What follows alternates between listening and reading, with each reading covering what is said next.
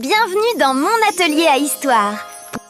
Écoute la belle ville de Rome, les scooters, l'eau des fontaines et le silence des pierres antiques. Dans la même journée, tu passes d'un empire vieux de 2000 ans à une ville qui bouge comme un cœur.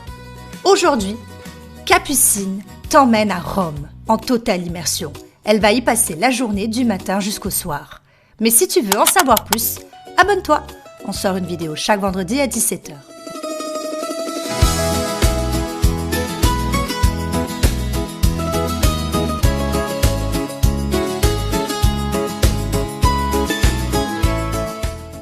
Capucine arrive ce matin à la gare, à Rome, et c'est elle qui mène notre journée. Moi, je suis là pour la guider. Coucou Tati, je suis excitée pour ce voyage. Tu es prête, Capucine ? Je suis prête. On commence. Super. Avant de marcher dans cette merveilleuse ville, 2 repères de géographie très simples. Rome est la capitale de l'Italie, ce pays d'Europe en forme de botte au bord de la mer Méditerranée. Rome se trouve dans une région qui s'appelle le Latium, et la ville est traversée par un fleuve qui s'appelle le Tibre. Ce détail compte parce qu'un fleuve, c'est l'eau, les échanges, les routes, la vie. Et Rome s'est aussi développée sur plusieurs collines, ce qui explique ses vues magnifiques et ses rues qui montent et qui descendent. Allez, c'est parti! Alors, on fait comme les Romains, on commence par le matin, un petit déjeuner rapide. Dans beaucoup d'endroits à Rome, on prend quelque chose de simple, on se dit bonjour et on repart. Et tu entends déjà la ville, des tasses qui s'entrechoquent, des pas sur le pavé, des scooters au loin. Rome se réveille. D'accord. Et maintenant, je veux du vrai Rome. Très bien, nous allons au Colisée. Tu vas le voir. C'est impossible de rester indifférent. Je le vois, il est gigantesque et majestueux. Oui, le Colisée, c'est un amphithéâtre immense. À l'époque romaine, des milliers de personnes venaient ici pour assister à des spectacles. Ce qui est important à comprendre, surtout en famille, ce n'est pas seulement que c'est vieux, c'est pensé pour rassembler une foule. C'est un lieu de masse, un lieu de puissance, un lieu où Rome montrait sa force.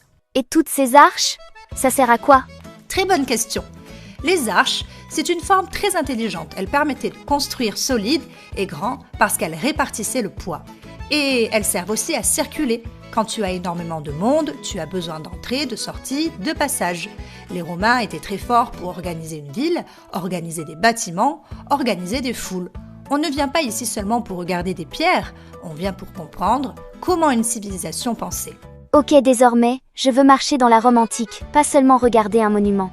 Allez, direction le Forum romain. Et là, tu vas sentir une différence. Ce n'est plus un bâtiment unique, c'est un morceau de ville ancienne. Le Forum, c'était un centre de la vie romaine. On y parlait politique, commerce, justice. C'était un endroit où l'on se rencontrait, où l'on décidait, où l'on réglait des affaires.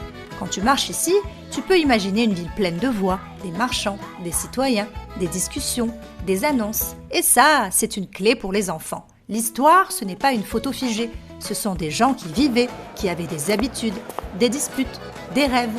Le Forum, c'est une ville en mouvement. Mais il y a très longtemps. Ok. Tati, j'ai faim. Pause pizza. Excellente décision. À Rome, tu peux manger une pizza, al taglio, vendue en parts. Tu choisis, on coupe, tu manges. Et c'est parfait quand tu visites. C'est simple, rapide et très romain. Et pendant que tu manges, tu observes la ville, les gens qui se croisent, ceux qui discutent debout, ceux qui repartent vite. C'est ça une ville vivante. Elle ne s'arrête jamais vraiment. Elle est chaude et ça sent trop bon.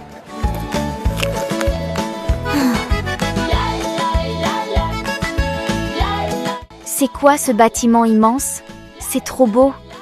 Allez, on va au Vatican et tu vas sentir que l'ambiance change. Parce qu'il a sa propre organisation, ses règles et une histoire propre. Et c'est surtout un lieu majeur pour le patrimoine, architecture, art, culture chrétienne et un rôle important dans l'histoire de Rome à travers les siècles.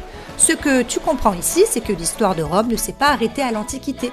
Elle a continué, elle a changé, elle s'est transformée. Rome a eu plusieurs vies, plusieurs visages, plusieurs époques. Et on se comporte comment?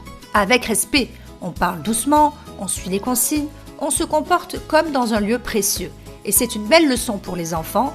Visiter, ce n'est pas consommer un endroit, c'est apprendre à regarder, à comprendre et à respecter. D'accord. Maintenant, je veux un endroit waouh, mais calme. Nous allons maintenant au Panthéon. Ici, ce n'est pas la foule qui impressionne, c'est l'idée. Le Panthéon a une coupole immense et au sommet une ouverture qu'on appelle l'oculus. La lumière entre par là et elle se déplace au fil de la journée. C'est comme si le bâtiment utilisait le soleil pour te rappeler que le temps passe. Et parfois, on dit aux enfants « Regarde la lumière, elle marche ». Parce que oui, la lumière a l'air de marcher sur les murs. Et là, on comprend que l'architecture peut raconter quelque chose sans parler, juste avec la forme. Donc même le soleil raconte une histoire, à Rome. Ok, maintenant je veux du vivant, du joyeux, une fontaine. Très bien, nous allons voir la fontaine de Trévi et tu vas entendre l'eau avant de la voir. C'est un endroit très animé, des gens qui s'arrêtent, qui regardent, qui admirent et qui prennent des photos. Il existe une tradition populaire. Si tu jettes une pièce en faisant un vœu, il se réalisera peut-être. Et on fait attention, parce qu'il y a beaucoup de monde. Exactement. Et c'est important. On profite mais on respecte. On ne grimpe pas, on ne crie pas, on laisse l'endroit propre. Parce que Rome n'est pas un décor. C'est une ville où des gens vivent tous les jours. Fin d'après-midi. Maintenant, je veux une grande place italienne. Une grande place italienne? Je vais donc te dire d'aller à la Piazza Navona. Une grande place, des fontaines, des statues, parfois des artistes. Et là, tu comprends quelque chose. Dans certaines villes, l'art est surtout dans les musées. À Rome, l'art est aussi dans la rue, au milieu de la vie. Les gens se promènent, prennent le temps, s'assoient, discutent. C'est vivant, mais pas pressé. Donc, même une place, c'est une leçon d'histoire. Et maintenant, le coucher de soleil. Je veux finir avec une vue incroyable. Alors on monte au belvédère du Gianico. C'est un endroit parfait pour terminer la journée. Là-haut, tu vois Rome s'étendre avec ses toits, ses dômes, ses silhouettes. La lumière devient dorée, puis orange, puis doucement elle baisse. Et tu ressens ce mélange rare. Une ville très ancienne et pourtant pleinement vivante. C'est souvent un moment où tout le monde se tait un peu, même les enfants, parce que la vue fait comprendre, sans expliquer. J'ai l'impression que la ville respire. Maintenant, je veux voir la fête. Les gens rire et Rome vivre la nuit. Allez, on redescend et on va à Trastevere. Le soir, l'ambiance change. Les ruelles s'éclairent, les voix deviennent plus douces. On sent l'heure du dîner. On marche plus lentement. Il y a des petites places, des terrasses, des gens qui se retrouvent. Trastevere, c'est Rome en version chaleureuse. Une ville qui se détend. Et le long du fleuve, c'est quoi toutes ces étals? Et c'est là qu'on termine vraiment notre journée, le long des quais du Tibre. Marcher au bord du fleuve le soir, c'est magnifique. Tu vois les lumières se refléter. Tu entends la ville au milieu du bruit. Tu as cette impression de respirer et tu comprends pourquoi le fleuve est un repère de géographie si important. Il traverse Rome, il accompagne, il relie les quartiers. Si vous deviez retenir une seule chose, Rome, c'est l'histoire sous tes pieds et la vie autour de toi. Le matin, tu touches la Rome antique avec le Colisée et le Forum. À midi, tu vis la ville avec ta pause pizza. L'après-midi, tu comprends que l'histoire a continué à se construire à travers les siècles avec le Vatican. Puis tu t'émerveilles avec le Panthéon et sa lumière. Ainsi que le soir, tu termines avec deux images fortes, le coucher du soleil, puis Trastevere et les quais du Tibre. C'était extraordinaire.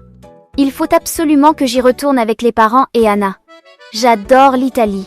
Allez, quiz final. Question numéro 1. Comment s'appelle le fleuve qui traverse Rome? A. Le Pô. B. Le Tibre. C. L'Arno. La bonne réponse est B. Le Tibre. Quel est le grand amphithéâtre célèbre? A. Le Panthéon. B. Le Forum. C. Le Colisée. La bonne réponse est C. Le Colisée. Question numéro 3. Comment s'appelle le petit État au milieu de Rome? A. Saint-Marin. B. Monaco. C. Le Vatican. Réponse C. Le Vatican. Si tu as aimé cette vidéo, n'hésite pas à l'aimer et à la partager. Mais surtout, abonne-toi, on sort une vidéo tous les vendredis à 17h et n'oublie pas d'activer la cloche pour en être informé. À très vite! N'oublie pas de dire à tes parents qu'ils peuvent nous rejoindre sur Facebook à mon atelier à Histoire et sur TikTok et Instagram sur Capucine Academy. À très vite!